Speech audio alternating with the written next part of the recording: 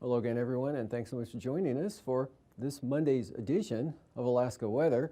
I'm Dave Percy, a meteorologist with the National Weather Service, and I'll be hosting today's show.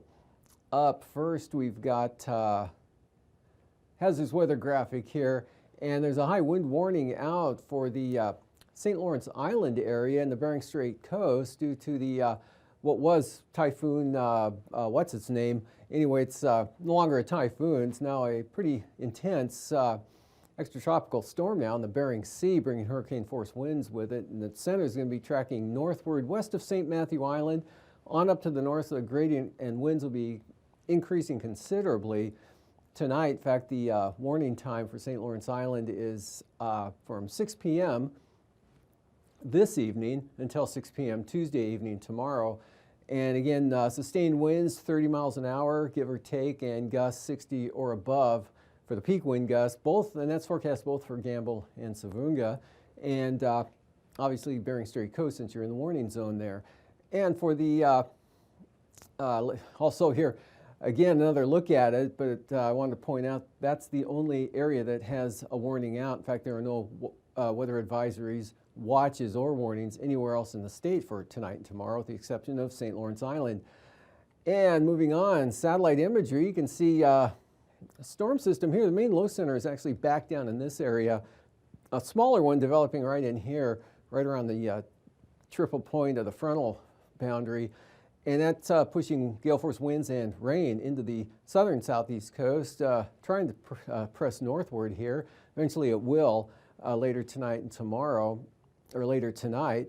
And some of that will actually get up into the Copper River Basin east side there across the Wrangell Mountains tomorrow and tomorrow afternoon. Otherwise, we've got this intense storm out here over the Bering Sea down to in the lower 950 millibar range. Kind of hard to tell since there aren't any stations out here where the center is, but it is pulling in kind of close there to the Pribilofs today. And on the backside of the front now, they had winds gusting 60, 65 miles an hour, both at St. George and St. Paul as that front approached. And rainfall, really not all that impressive with this system. Just a little under half an inch fell at St. George Island in the 12-hour period ending at 3 p.m. today. Otherwise, eastern Aleutians, Cold Bay, and Unalaska at about 1,500s, only 300s at Adak, and winds both at Adak and Atka had gusted anywhere from 60 to 70 miles an hour today, with the strongest winds just north there, probably in the backside here. We got the hurricane force wind warnings of sustained 65-knot winds. Different story here over the interior. Fair, light winds, some sunshine, south central Alaska, Bristol Bay, also areas in the interior there, although it's starting to get a little weak. And for the eastern North Gulf Coast, just clouds spreading up toward Yakutat, but actually an area of rain extending all the way westward across the Gulf of Alaska into Kodiak Island. And at Kodiak, they didn't pick up a lot, like about 1,500s there as well. So light rain, heavier though over the southern panhandle. And rolling that through again, this low center down here just kind of coming onto the onto the chart there, and that'll be the next round of precipitation. It'll approach later tomorrow for the southeast coast. Otherwise, this front is going to weaken rapidly as it moves inland over the next, well, tonight, tomorrow, and especially by Wednesday, it'll be practically gone. But today, looking really impressive out here, very tight gradient pressure field around the low center there, down to 952 millibars, and could have winds gusting upwards of anywhere from 80 to 100 miles an hour, especially in this portion of the low center. As I mentioned, 60, 65 in the Pribilofs. Otherwise, some pretty good sunshine, clear skies breaking out here over the western interior, even out Norton Sound, Seward Peninsula. And pretty nice conditions, dry all the way to the Arctic coast. Rain here coming westward into Kodiak Island. Heaviest on the east side of the island, and that wasn't that heavy at all, but some getting over toward the Aleutian Range. And then the gale force winds and rain, moderate to heavy at times over the Panhandle, especially along the coast. For tonight, that front will push eastward gradually and weaken as the main low centers stay way back here to the west, so it's going to do a number just like this one is going to do, weaken as it approaches the coast, and it's going to hang up right along Prince of Wales Island, say late tonight, 3, 4 in the morning, and rain should be all the way up to the Skagway area, and Haines and Yakutat, you're right in the edge. Otherwise, just a few clouds here, variably cloudy for the North Gulf Coast, mostly clear over the interior. Winds starting to pick up here along the eastern Alaska Range, a little bit more tighter gradient there. A little Delta Junction, you'll probably see an increase in the winds, those usual areas there, and you know who you are. And this low tracking northward, perfect for gusty winds, St. Lawrence Island, to support that wind warning. And even this afternoon already, Nome, Kotzebue had gusts to 40 miles an hour, 45 miles an hour at Point Hope, so it's windy all the way up already to the northwest coast. And this low, though, starting to weaken and will do so even more rapidly for tomorrow. But right now, the cold front draped along and just north of the Aleutians there, so you may get a few skiffs of rain, and that's about it. And gusty west winds diminishing after the stronger winds today, and then another system farther out there to the west, not nearly as strong as this one is. And for the forecast for Tuesday, you can see now this front just kind of sliding in along the southwest coast here with by tomorrow afternoon, this is be an area of light rain at times, or steady light rain down into Bristol Bay, back up across the Yukon Delta to St. Lawrence Island. And your winds will be coming down in the afternoon, later in the afternoon there for Scammell and Savunga. Stays occasionally wet here over Kodiak Island with this low to the southeast there. Original front here swings northward, weakens, so you're looking at cloudy skies, areas of light rain, showers from roughly Cordova. I don't think anything will get into Valdez, Yakutat. See some rain, but nothing heavy. Next system here, that low center that's hanging back, tracking northeastward, get another round of increasing wind and rain on the southern areas of the Panhandle tomorrow afternoon once again. Still kind of breezy, maybe over the eastern Alaska Range. Nothing serious though. Stays dry and nice all the way with VFR flying all the way to the Arctic coast and into the Arctic Ocean. And another system here out over the western Bering starting to crank up, and that could bring almost gale or hurricane force winds once again, depending on how strong it gets. We'll see that takes off, makes quite a jog to the east here into Bristol Bay by Wednesday afternoon. And then we've got actually a couple more centers tracking eastward along the occluded front here. Strong west winds here on the south side, weaker easterly winds on the north side there. Basically dry over the northern interior. Remnants of that front right through here of the typhoon front could bring a chance of moisture into Old Northern Cook Inlet, Prince William Sound area, but whatever falls will be quite light. And it stays pretty unsettled over the southeast coast with a weak trough, lighter rainfall amounts, but still kind of cloudy and wet. And for the lows tonight down that way, not too bad, mid-30s to mid-40s, and kind of a wide range here across the eastern interior, anywhere from 10 below to 20 above there around Fairbanks. Lower teens as you head west, and then considerably warmer to above freezing, upper 30s along the southwest coast. Mid-40s on Alaska, lower to mid-40s for the Aleutians, and 46 the low for Kodiak. High tomorrow, only 2 degrees warmer at 48. Kind of signifies the clouds and rain that'll be around. And lower 50s possible for the Panhandle. 25 to 35 for the central interior, and upper 30s, lower 40s, south central Alaska. Upper 20s, eastern Arctic coast, upper 20s and mid-30s on the west side. Lows the following morning. Coldest there, Arctic Village -1. Otherwise, lower 20s here for the upper Tanana Valley. Eagle down to 15 though. Tanana down to 15 as well, and also Gulkana with afternoon highs near 20 in the Brooks Range to lower to mid-40s along the North Gulf Coast. And now, aviation weather around Alaska. First line weather graphic Tuesday morning. Marginal VFR, northern Bering Sea, southeastward across Bristol Bay, Alaska Peninsula, Kodiak Island. The western Alaska Peninsula here, you get into VFR across Unalaska, Dutch Harbor, Nikolsky, and Adak and Atka, and then back into the marginal for the far western Aleutians. VFR over much of interior Alaska, all the way out to the Arctic coast and into the Arctic Ocean. VFR.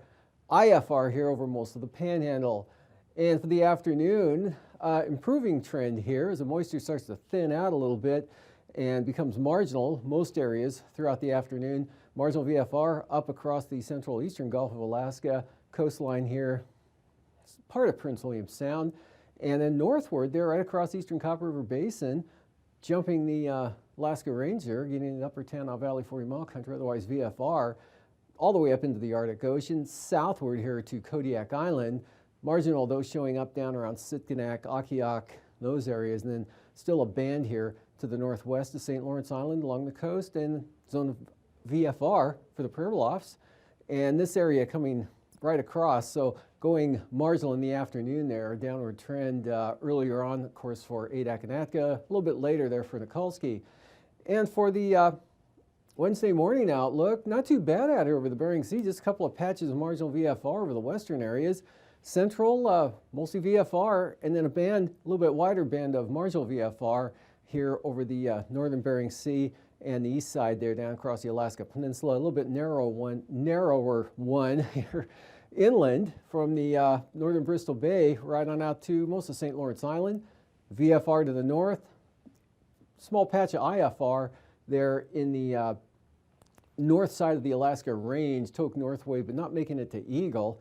And marginal for the Panhandle, maybe some isolated IFR down south, and stays VFR for the Arctic Ocean. Now in the afternoon, some lower stuff starts creeping down, but stays off the coast, at least through the afternoon up there, so looking good there for the North Slope. And just some areas of marginal VFR here on the east side, mostly VFR in the central interior from Kenai Peninsula on up, and then marginal VFR here for the southwest coast, actually from the Kuskokwim Valley, all the way out to the southwest coast, St. Lawrence Island, good VFR, Pribilofs, all of the Aleutians VFR, and the Alaska Peninsula. And for passes for tomorrow, good day there for Anaktuvik and Adigan, both VFR. And moving on to Lake Clark and Merrill, another VFR day coming up for these two passes as well. Also for Rainy, good VFR, and Lake Clark and Merrill, VFR. And then for Adigan, we're looking at, I went the wrong way there. Rainy, VFR, windy VFR, catch up. Isabel, there we go. VFR, boy. Mentasta, though, with moisture sliding up from the southeast, they're out of the Panhandle, starting out VFR, and could be during the morning hours, later morning hours, you could go marginal, and that'll continue off and on into the afternoon, if not get a little thicker. And for Tanita, VFR, and let's see, Tanita, Mentasta, Isabel, my advancer is playing tricks on me. Okay, Chilcoot and White, IFR becoming marginal, improving in the daytime or throughout the day, but the lowest conditions will be in the morning. And moving on, freezing levels here 2,000 to 6,000 feet for the Panhandle, warm pocket with the upper level ridge over the northwest, icing. Areas here, heaviest with the two storms developing over the southern Bering Sea and the next one rolling into the Panhandle. Jet stream, big trough out here, and actually the jet is pretty wide, so it's a good southwest flow even into the southeast coast, pulling that next system in, upper level high, kind of retreating back to the northwest a little bit. 9,000 feet, we've got southeasterlies 20 to 30 knots up over the northeast part of the state, increasing 35 to as high as 50 over the Panhandle, and good southwest winds around this next system, actually westerlies on the bottom side there, in toward the Aleutians, anywhere from 50 to 70 knots, 3,000 feet, same pattern.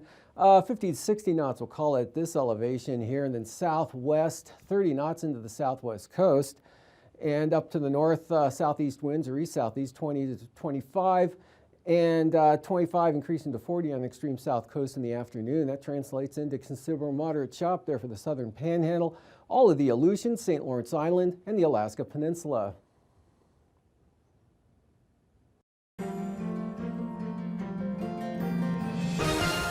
Hello again, I'm meteorologist Dave Snider with the National Weather Service with another edition of Alaska Weather Facts. And joining me today are not just one, but two people, both with the last name Stevens, which is even more fun, but no relation. We have Eric Stevens from Dehne and George Stevens, who is a mechanical engineering student from the University of Alaska Fairbanks. Did I get that right? Yep.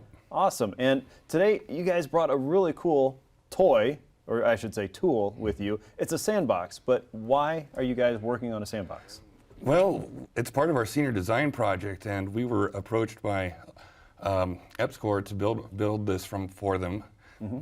They had a proof of concept that they developed about a year ago, I think, and they wanted a more robust version that they could pack onto a plane and take places, and it's a handy learning tool for kids and adults.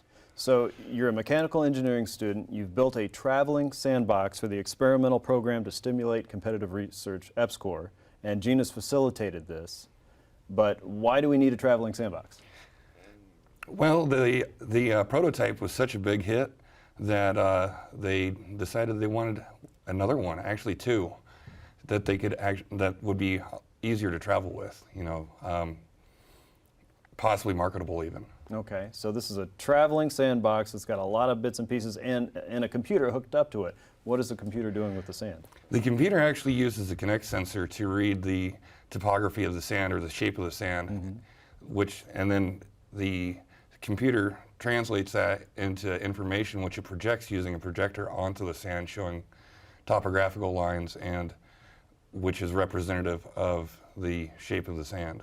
Okay, so this is a live mapping tool? Yeah. It's interactive. As you're moving your hands through it, it is actively following and changing the lines to fit what you're doing. That sounds like something I could have in my backyard. Yep. Be a lot of fun. So you guys had to change the design a little bit to make this more Alaska-fied, right? Yeah, yeah. Okay, how'd you do that? Well, the original was made out of basically lumber and Simpson strong tie type stuff, and we rebuilt it to make it lighter and basically more transportable. We can pack it down to a fairly small size, and it can be loaded onto a plane and flown anywhere in the state. Which you guys did today. And you have plans to take this in other places of Alaska, right? Yep, we're actually going to be headed down to Homer with it later today. Okay, very good. Eric, how does this fit into science learning around Alaska? Well, you know what? I think it is a tool and it is a toy, and it brings out a smile from an 8-year-old and the smile from a 48-year-old with that inner 8-year-old wanting to get out. The sandbox, it's an interactive learning tool that teaches us how topography in the 3 dimensions is related to, say, a 2-dimensional map. More about that later. Just like George was saying, it's got a Kinect sensor, not just for video games anymore. It can sense out the lay of the land there, feeds that information in the computer identifies that, sends a signal to a projector to send topographic lines to map over that lumpy ground. So you get a 3-dimensional topo map out of it. And my favorite thing about it, this is the thing that stops people at the trade show, they stop at your booth and don't leave, is that you run your hand through that sandbox and it responds in real time. It remaps the topography as you get to be Mr. Tectonic Plate Drifter there. You can make things how you want. Well, what if we made a really high mountain here and a low valley there, and the lines adjust to what you did? It's a learning tool because it shows you that connection between these 2-dimensional topo lines and what's really out in Alaska. And Alaska's a place with all kinds of topography.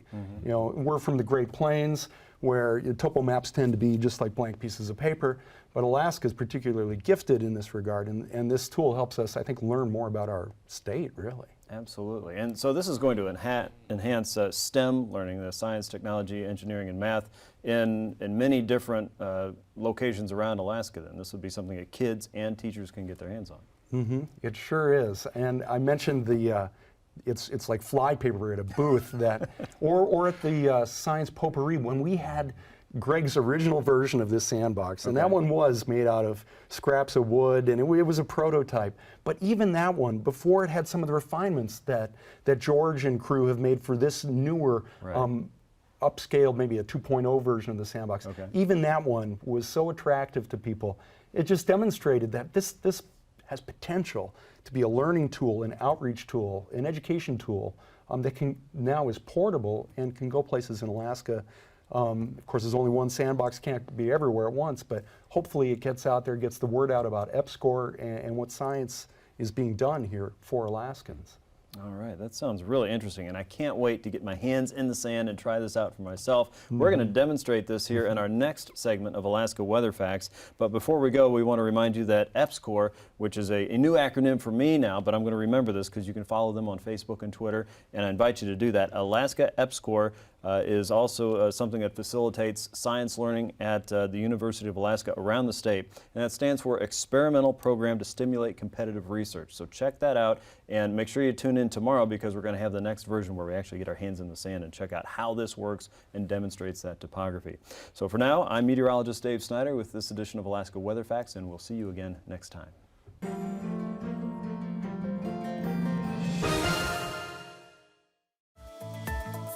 And now, marine weather around Alaska. Welcome back. Looking at today's sea ice analysis, really not much noticeable change up here along the ice to the north, but there was some little bit of ice showed up on satellite imagery today on the Arctic coast there from Point Aliktok to Harrison Bay. It wasn't much, but it did show up, so gradually starting to form, but maybe another week before it starts to form a little more rapidly, or 5 to 7 days or so. And for the coastal water forecasts, southeast winds coming back up to 30 knots tomorrow afternoon on the extreme south coast there along Prince of Wales Island. Seas building to 14 feet, a little bit of a break here, east 20, and then gale force east-southeasterlies here for the north coast, 30 to 35 knots, seas up to 14 feet, and gale force northeast winds to 35 knots there for Stevens Passage, and 35 to 40 knot southeast winds there for Clarence Strait, Lynn Canal, north 25. Outlook for Wednesday, Lynn Canal, we're looking at north winds at 15 knots. And then northeast again for Stevens Passage, 20 knots with 4-foot seas. Clarence Strait there, southeast sustained 20, but looking at gale force gusts there as well. Seas at about 7 feet. And winds here, looks like the central coast will have small craft advisories with winds east-southeast 25, 12 to 13-foot seas. Southeast 20 there along the coast, Prince of Wales Island. And pretty light up here on the extreme north coast, just 10 knots there with basically averaged out easterly direction. Seas though up to 9 feet, so still small craft advisories. And for the Prince William Sound zone, we're looking at northeast winds at 15. Double that here for the eastern North Gulf Coast, east at 30 knots with small craft advisories all the way down to the Barren Islands, 25 to 30 knots there with 14 to 16-foot seas for those northeast winds. Northern Cook Inlet, northeast at 20 knots, seas 5 feet. South of the Forelands, small craft advisories, northeast 25 and north 30 knots for Kamishak Bay with about 8-foot seas. And then on Wednesday here, Northern Cook Inlet, much lighter, barely a breeze at about 10 knots, seas 2 feet or less. Northeast 15, Southern Cook Inlet turning north at 15 for Kamishak Bay, and then northwest about 20. And that's it for the Barren Islands with 8-foot seas. And the North Gulf Coast, looking at 15-foot seas in the case of the Middleton Island zone over there, out of the southeast, and here on the west side, northeast, but 15 knots, and Prince William Sound, northeast at 10. Kodiak Island tomorrow, northeast winds, 30 knots, seas 7 feet in Chillicothe Strait to 17 feet there on the east side there on the Pacific, and then Sitkinak to Castle Cape, northerlies at 30 knots, and Castle Cape to Cape Saricha, full gales out of the northwest, 40 knots, seas 21 feet. Minimum gales here on the Bering Sea side of the peninsula at 35 from the west and northwest 25 there for Bristol Bay with seas running 10 feet. And then those will turn into gales there for Bristol Bay, that next storm rolling in. South 35 knots, 15-foot seas, and then west 40 to 45 knots. So full gales here for the Alaska Peninsula with seas approaching 30 feet on the Bering Sea side and 40-knot winds all the way up to Sitkinak. And the east side of Kodiak Island, southwest 35 for minimum gales there, but only 10 knots in Chillicothe Strait. And for the Fox Islands tomorrow, west 35 knots, seas 20 to 25 feet in the Pacific side, north side of the islands 31 to 33 feet, and then southwest 40 to 45 knots, Adak and Atka. Seas here 20 to 30 feet, and then storm warnings tomorrow west of Adak all the way out to Shimei and Attu, There, southwest 50 knots, seas 25 feet or so. And then the next day, we've got a pretty uniform wind pattern, obviously, with that westerly flow, with the low centers kind of draped out across the Bering Sea to the north. So west winds 40 knots from Shimia all the way in to AKwx Island, I guess, right in there. Except the only exception being the north shore of Unalaska Island, 45 knot winds out of the west and 30-foot seas. Going up to the southwest coast tomorrow, south to southwest winds here at 30 knots and 45 knot southeast winds for St. Lawrence Island, trending down in the afternoon.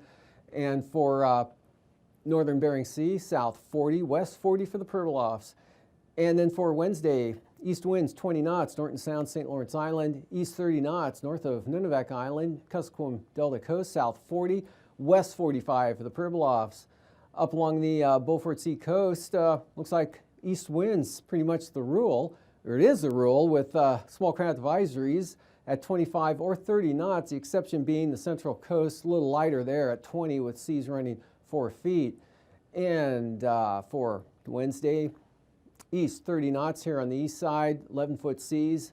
Kick it up to small craft advisories down the central coast with 25 knot winds. Out of the east, and that extends all the way down around the Capes to the Bering Strait. And for tonight again, not bad, really nice here over the interior. Maybe a little breeze picking up here along the eastern Alaska Range, but nothing serious. Stays wet Kodiak Island, across the Gulf, into the Panhandle, periods of rain, gusty winds, and high wind warning St. Lawrence Island, low center pulling up. To the north and northwest as the front pushes eastwards. So the front's going to really start weakening here as soon as tonight, with rain trying to push inland. And then for tomorrow, that front hangs up in the southwest coast now, and actually it's going to get buried there. It'll be its graveyard for that front on the following day, as this next system takes over and really saps the strength out of the leading one here. Still have low pressure southeast of Kodiak with rain chances pretty good there. Nothing heavy though, and this front weakening over the northern Panhandle. Next storm, increasing winds and rain into the southern southeast coast. On Wednesday, still wet, unsettled for the Panhandle, dry over the northern interior.